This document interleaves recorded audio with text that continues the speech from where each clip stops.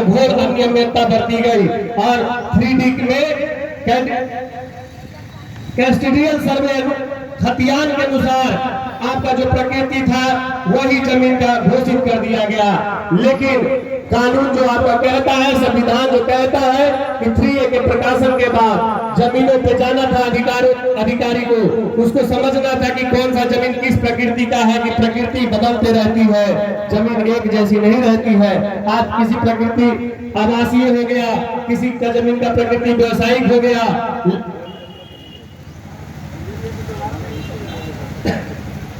लेकिन वह जस के तस बना हुआ है।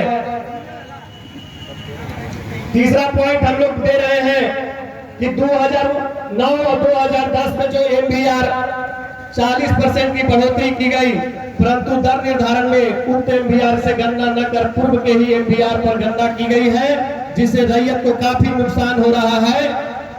अज्ञात की मूल्यांकन समिति औरंगाबाद के रेडियस में 10 किलोमीटर के अंदर में इतना MBR बढ़ा रखा है कि यहाँ जमीन का लेन देन करना मुश्किल होता है। लेकिन जब हम सेल परचेज करने जाते हैं तो हमसे सरकार आवासीय कर का भुगतान कराती है, व्यवसायिक कर का भुगतान कराती है। लेकिन जब सरकार को भुगतान करने का समय आता है तो अधिकारी कानून का हवाला देकर कहते हैं कि नहीं, वर्तमान उपयोग के आधार पर जो जैसा रहेगा हम उसके हिसाब से मुआवजा देंगे। एक किसान आज जागरूक है, आज पढ़ा लिखा है। हम आपके समिति के माध्यम से कहना चाहते हैं आपके बीच में कि जब ये परियोजना आ रही थी तो परियोजना में किसानों से क्यों नहीं बात की गई। किसानों को भू अर्जन प्राधिकारी यहाँ अनपढ़ गवार समझते हैं। हमारे किसान में हमारे प्रतिनिधि थे जो शिक्षित थे, हमारे किसान के प्रतिनिधि में ही कोई SDO से रिटायर थे, वो तो शिक्षित थे। उनसे बुलाकर आप काहे नहीं किसानों का यहाँ का जो वर्तमान समय का मूल्य है वो समझे और बूझे। आप अनावश्यक मुआवजा का रेट घोषित करके बेवजह के इस परियोजना में अड़ंगा डलवा रहे हैं। हम सड़क बने, हमारी समिति ये चाहती है, हम कदापि नहीं चाहते हैं कि सड़क न बने, लेकिन किसानों का विकास कैसे होगा।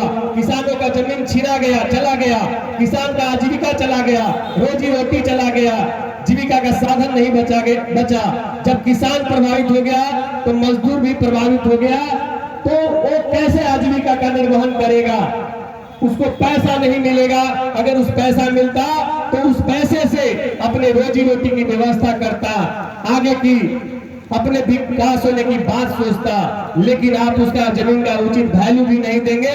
और आप बासु के जो ग्रामीण जनता आए हैं, आपको संविधान में अधिकार मिला हुआ है कि जब तक आपका रिहेबिलिटेशन और रीसेटलमेंट पुनर्वास की व्यवस्था नहीं हो जाती है तब तक परियोजना आगे नहीं बढ़ेगी। तो हम जिला परिषद सुबोध भैया, पंकज जी, जितने तमाम जनप्रतिनिधि हैं, जितने तमाम समाज सेवी हैं, उनके माध्यम से हम ये कहना चाहते हैं कि आप हमारी आवाज को बुलंद करें और हमारे अधिकारों की रक्षा करें। हम किसान संघर्ष समिति आपके साथ सदैव रहेंगे। जय हिंद, जय भारत।